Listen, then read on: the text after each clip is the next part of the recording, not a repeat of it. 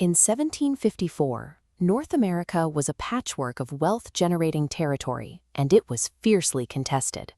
European empires were desperate to control the continent, leading to a tangle of overlapping claims. To secure that valuable land, these empires went to war. The French teamed up with local Native American tribes, and the British did the same with their colonists, resulting in a brutal military clash. The British ultimately won the territory, but funding a transatlantic war drained their accounts, practically bankrupting the national treasury in the process.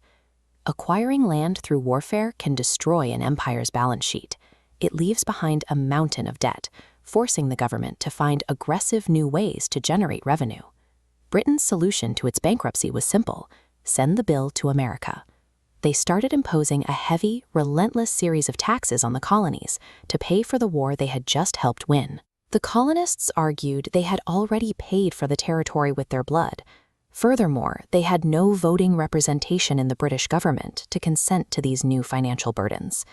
What began as an economic disagreement over tax policy rapidly escalated. Frustration boiled over into protests, skirmishes, and eventually a full-scale rebellion against the crown.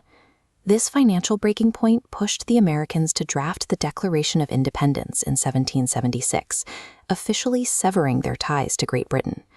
The United States was born from a rejection of a foreign tax bill, establishing economic self-determination as a primary goal for the new nation.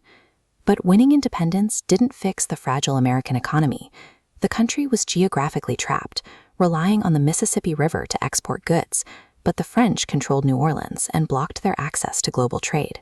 Across the Atlantic, Napoleon Bonaparte planned an invasion of Britain and desperately needed cash. In 1803, the two nations struck a massive deal.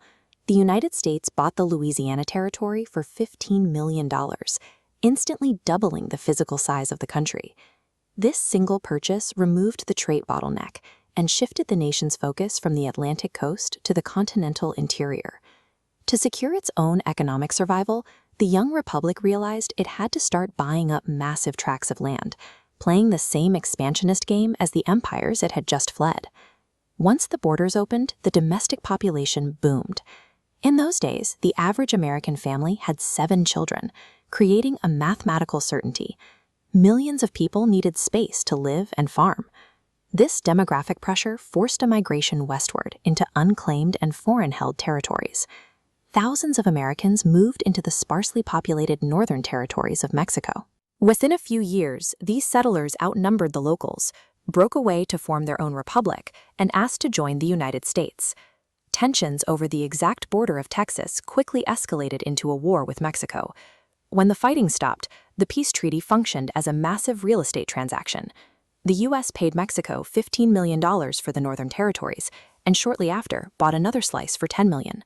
In roughly 50 years, America stretched from sea to sea. The westward expansion was the result of intense demographic pressure, realized through a series of opportunistic, checkbook-backed land seizures. But this continental empire harbored a massive internal contradiction.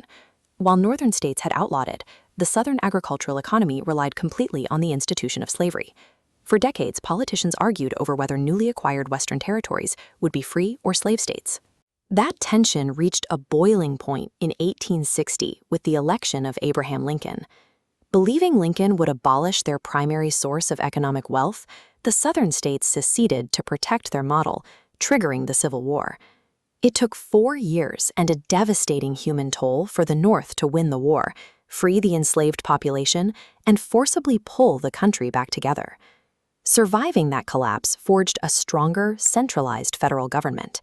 With its industrial capacity running at full speed, the unified United States started looking beyond its own shores.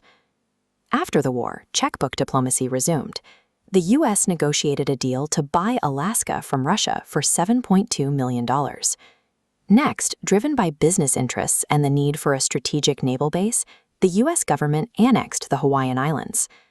Then, an American warship sank in a mysterious explosion off the coast of Cuba. The U.S. blamed Spain, using the incident as justification to attack the crumbling Spanish Empire. The victory was swift. When the dust settled, the United States had taken control of Cuba, Puerto Rico, and the Philippines. A few years later, the U.S. secured the rights to carve a shipping canal through Central America. The Panama Canal allowed the U.S. Navy to move its fleet between the Atlantic and Pacific Oceans, securing America's reach as a world power.